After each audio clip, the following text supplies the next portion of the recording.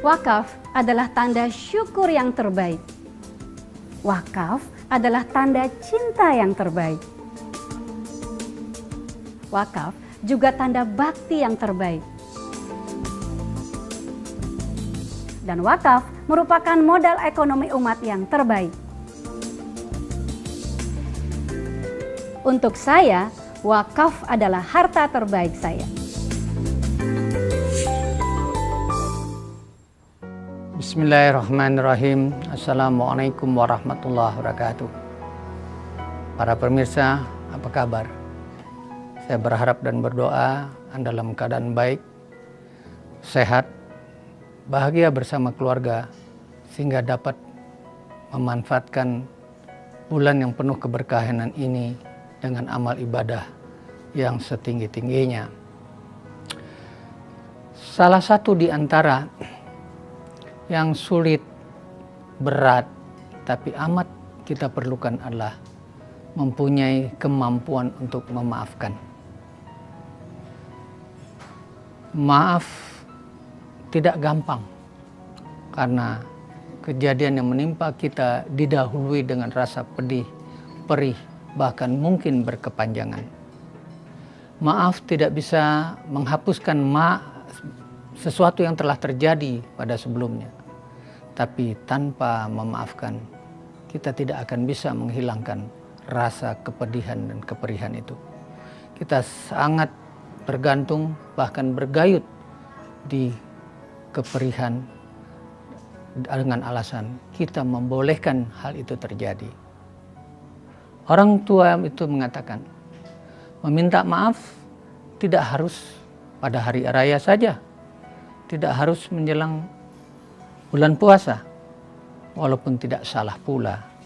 Kenapa pada hari-hari yang terpenting kita justru memperkeras, meningkatkan kemauan kita untuk memaafkan, karena memang memaafkan itulah satu yang susah.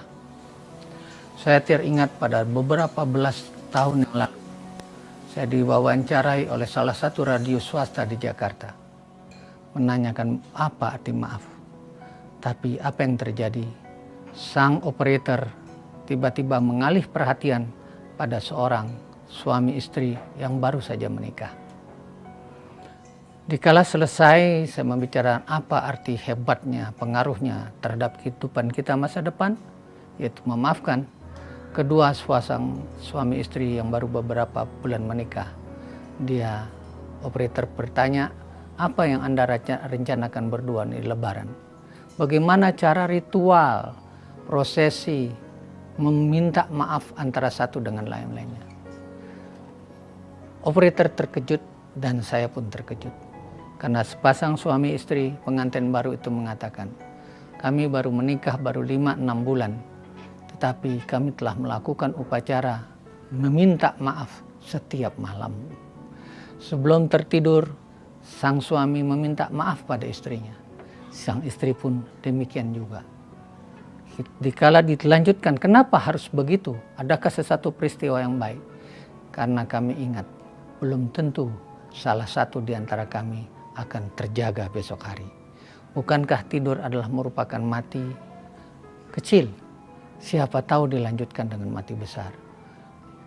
Oleh sebab itu, alangkah senangnya hati kita kalau kita bisa memaafkan di waktu menjelang tidur.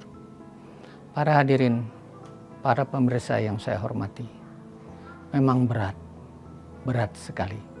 Tetapi mau tidak mau, untuk menghilangkan rasa keperihan yang lalu adalah mempunyai kemampuan untuk memaafkan orang lain. Di selain pihak, kita mampu pula meminta maaf pada orang lain. Karena kita ada merasa gengsi, kita pernah terusik, dan sebagainya. Walaupun orang itu kita anggap kita yang lebih bersih, kita yang lebih hebat, kita yang tidak pernah melukai orang. Tapi siapa yang tahu, di antara kata-kata yang sedikit, dalam waktu yang sangat sedikit, terselip kata-kata yang menyakitkan orang. Para hadirin, para pemirsa yang saya hormati, seorang anak wanita berada di Bogor, dia tidak pernah melakukan permintaan maaf pada orang tuanya. karena dalam upacara agamanya tidak ada keperluan itu. Dan dia menganggap beruntunglah orang yang menganut yang beragama Islam untuk mempunyai ada momen-momen untuk meminta maaf.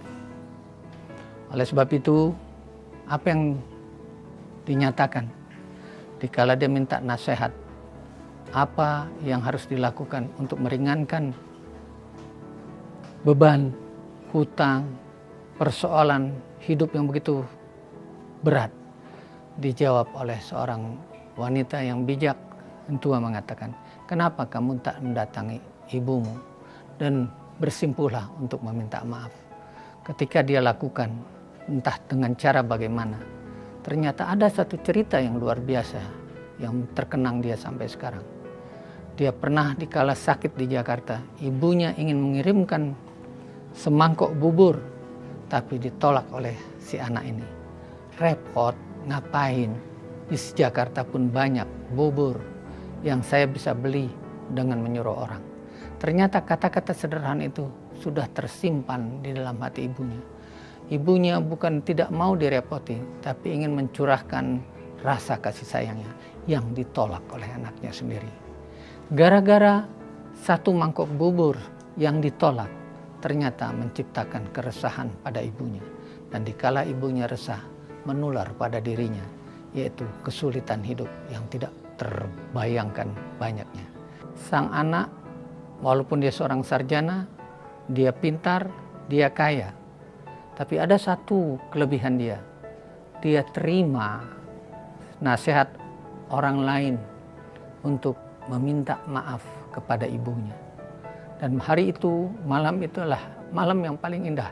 Karena si ibu mau dengan jujur menyatakan, aku kecewa tindakanmu telah menolak tawaranku sebuah semangkuk bubur.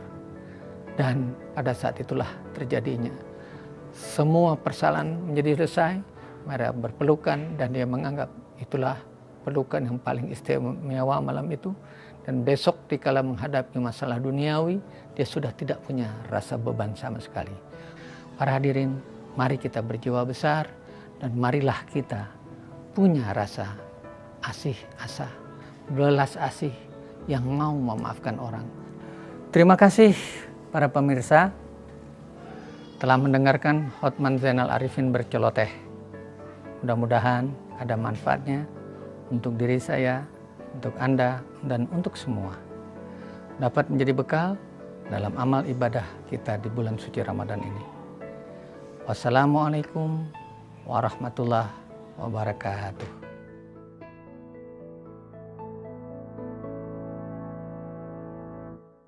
Wakaf adalah tanda syukur yang terbaik. Wakaf adalah tanda cinta yang terbaik. Wakaf juga tanda bakti yang terbaik. Dan wakaf merupakan modal ekonomi umat yang terbaik. Berwakaf di Tabung Wakaf Indonesia adalah pilihan terbaik untuk harta terbaik saya.